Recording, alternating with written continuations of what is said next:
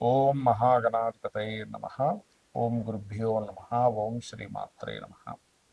అరుణాం కరుణాతరంగితాక్షీం ధృతపాశాంకుశపుష్పబాణచాపాం అనిమాదిభిరావృతాం మయూకైః అహమిత్యేవ విభావయే భవానీ. శ్రీమాత్రే నమః.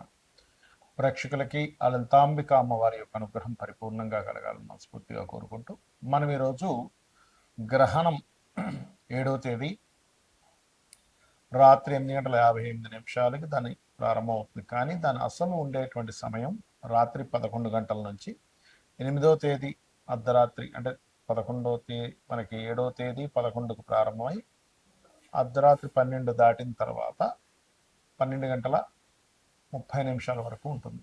అది గంటన్నర మెయిన్.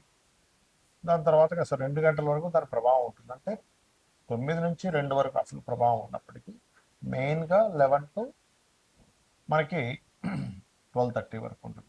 ఈ సమయంలో అసలు ఏం చేయాలి, ఏ రాశి వారికి దీని యొక్క ప్రభావం ఉంటుంది, దాన ధర్మాలు ఏం చేసుకోవాలి, అసలు గ్రహణాన్ని ఎలా వినియోగించుకోవాలి అనేటువంటి విషయాలు చెప్తుంది. నేనైనప్పటికీ కూడా చెప్పిస్తుంది సాక్షాత్ లలిత అమ్మవారిగా భావిస్తూ ఒక్కొక్క రాశి గురించి మనం తెలుసుకుందాం. మకరం వారు సప్తమాధిపతి అయిన చంద్రుడు ధనస్థానంలో గ్రహణం పడుతున్నాడు.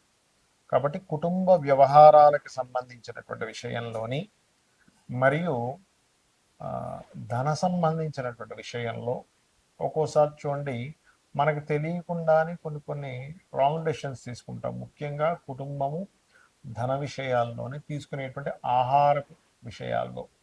ఇక్కడ 7వ అధిపతి 2వ స్థానంలో ఎప్పుడైతే ఉన్నాడో ఇది ఆహార వ్యవహారాలని, ఆహార సంబంధించిన విషయాల్ని సూచిస్తుంది.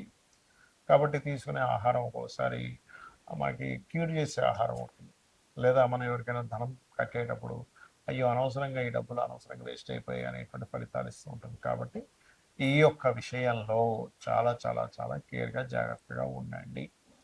అలాగే మరొక విషయం ఏంటంటే ఇక్కడ ఈ సప్తమం ఎప్పుడైతే అయిందో వీళ్ళు కూడా, అంటే మకరం వారు కూడా కుటుంబ సభ్యుల మూలంగా కొన్ని సామాజిక విషయాల్లోని, లేనట్లయితే వివాహ జీవిత భాగస్వామి స్త్రీ కావచ్చు పురుషుడు కావచ్చు, ఆ యొక్క విషయంలో జీవిత భాగస్వామికి కుటుంబ సభ్యులకి తెలియని చిన్న ఘర్షణ వాతావరణము, చిన్న చిన్న మిస్అండర్స్టాండింగ్స్, మానసిక స్ట్రెస్లు వస్తూ ఉంటాయి. కాబట్టి ముఖ్యంగా కుటుంబము, ధనము, వివాహ నిర్ణయాలు, పార్ట్నర్స్ ఈ యొక్క విషయాలలో చాలా చాలా చాలా జాగ్రత్తగా ఉండాలి. ఇది ప్రధానంగా గుర్తుపెట్టుకోండి.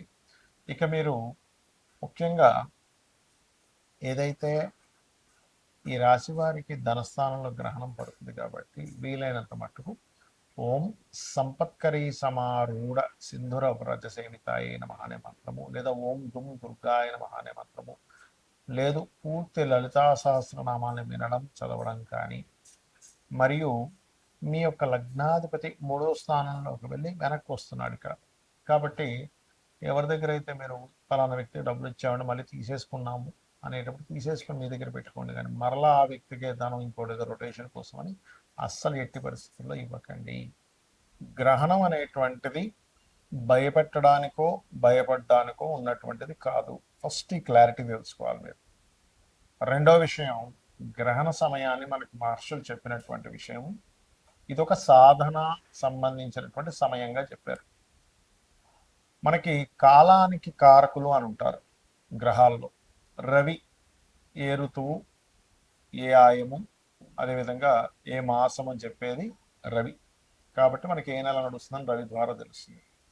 చంద్రుడు తిథులను చెప్తాడు, తిథి నక్షత్రాలు ఇవన్నీ చెప్తాడు.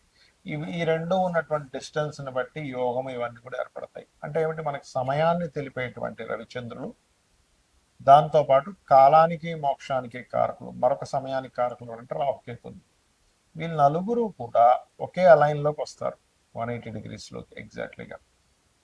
అలా 180 డిగ్రీల్లోకి అంటే ఇప్పుడు మనకి చంద్రుడు రాహు ఏమో కుంభరాశిలోని, రవికేతువులేమో సింహరాశిలో ఉంటున్నారు ఈ చంద్రగ్రహణం సమయంలో. అలా ఒకే లైన్లో సమయం ఒక దీనిలోకి వచ్చినప్పుడు మీరు చేసేటువంటి జప సంబంధించినటువంటివి ఏవైతే ఉంటాయో ఒక సంవత్సరం పాటు ఉదాహరణకి గణపతిదో లేకపోతే అమ్మవారిదేదో మీరు జపం చేశారు, ఒక 2-3 లక్షలు జపం చేశారు అనుకోండి. ఆ రోజు 11 నుంచి 9 గంటలకు కూడా కూర్చోవచ్చు, కూర్చోకూడదు అని కాదు. కానీ 11 నుంచి 12:30 మధ్యలో చేసేటువంటి జపం ఏదైతే ఉంటుందో పునశ్చరణ ఫలితం వస్తుంది అని చెప్తారు. ఆ సమయంలో మీరు చేసేటువంటిది ఆ 3 లక్షలు చేసిన ఫలితం కూడా వచ్చేస్తుంది. లేదా మీ జీవితంలో ఒక 20 లక్షలు చేశారు ఏదైనా జపం, ఆ 20 లక్షలు చేసిన ఫలితం వస్తుంది. దీనివల్ల ఏమిటంటే లాభము అనిపించవచ్చు. మనకి జాతక చక్రంలో ఉన్నటువంటి దోషాలు మనం కొద్ది దాంట్లోనే అనుభవించి పక్కకు పోవాలన్నా, మనకి ఏదైనా ఒక నెగటివ్ ఎనర్జీ మనల్ని పీడించకుండా ఉండాలని, ఇవాళ రేపు మనం చూస్తుంటాం చూడండి, ఈ బ్లాక్ మ్యాజిక్స్ అని, ఏదో గాలి తగిలిందని, లేకపోతే ఇంకోరు ఏదో చేయించారని, ఇట్లాంటి మనం వింటూ ఉంటాం. అవి పోగొట్టుకోవాలంటే మనం రకరకాల వాటికి ఖర్చు పెట్టేసి చాలా ఇబ్బంది పడుతూ ఉంటాం. అలా కాకుండా మీకు మీరే ప్రొటెక్టివ్గా ఉండడానికి ఒక మంత్రం తీసుకొని, ఇప్పుడు ఇందులో కూడా అందరికీ మంత్రోపదేశం కానివ్వండి అలా ఉండదు. అలాంటప్పుడు లలిత సహస్రనామాలు వినొచ్చు. లేదు పర్టికులర్గా ఫలానా నాకు జాబ్ బాగాలేదు, ఓం మాణిక్య మకుటాకార జానుద్వై విరాజితాయ నమ. లేదంటే ఫైనాన్షియల్ ఇబ్బందులు ఉన్నాయి, ఓం సంపత్కరీ సమారుహుడ సిద్ధుర వ్రజ సేవితాయ నమ. అప్పులున్నాయి, ఓం అపర్ణాయ నమ. లేదంటే నాకు హ్యాపీనెస్ లేదు, ఓం ఇంద్రగోప విక్షిప్త స్మరతూనా భజంగికాయ నమ. ఇలా కాదు, నాకు హెల్త్ పరంగా చాలా ఇబ్బంది ఉంది, ఓం సర్వవ్యాధి ప్రశమని సర్వమృత్యు నివారిణి అగ్రగణ్య అచింత్య రూప కలికల్మషనాశిని నమ. ఇలాగా ఒక్కొక్క దానికి చేసుకుంటూ ఉండొచ్చు. కొంతమందికి భయం ఉంటుంది, ప్రతిదీ నాకు భయం వేస్తుందండి, ఏం చేయాలో అర్థం కావట్లేదు అని అన్నప్పుడు చక్కగా, అంటే మన మానసికంగా ఎక్కువ ఇబ్బంది ఉంది, మానసికంగా ఎక్కువ భయపడుతున్నాము అన్నప్పుడు వాళ్ళు ఓం మనస్విని అయి నమ.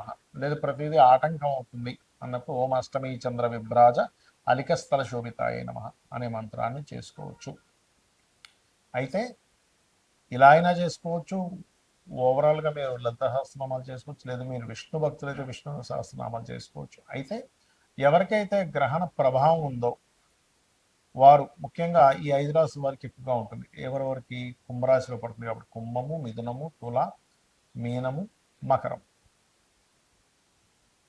మీరు మీరు మరుసటి రోజు అంటే 8వ తేదీ చక్కగా బియ్యము, మినుములు, ఉలవలు, గోధుమలు, నువ్వులు, ఈ 5 పదార్థాలు మీకు దగ్గరలో ఉండే పురోహితుడికి దానంగా ఇవ్వండి. దాంతోపాటు మనకి ఇత్తడి గిన్నె ఉంటుంది, ఇత్తడి గిన్నె ఒక చిన్న గిన్నె తీసుకొని అందులో నెయ్యి ఒకటి, అలాగే రవిచంద్ర ప్రతిమలు మరియు సర్పములు, చిన్న చిన్న వెండి సర్పాలు చిన్నగా ఉంటాయి, లేకపోతే వేరే ఏదైనా వేరే లోహంలో ఇవ్వచ్చు, 2 సర్పాలు.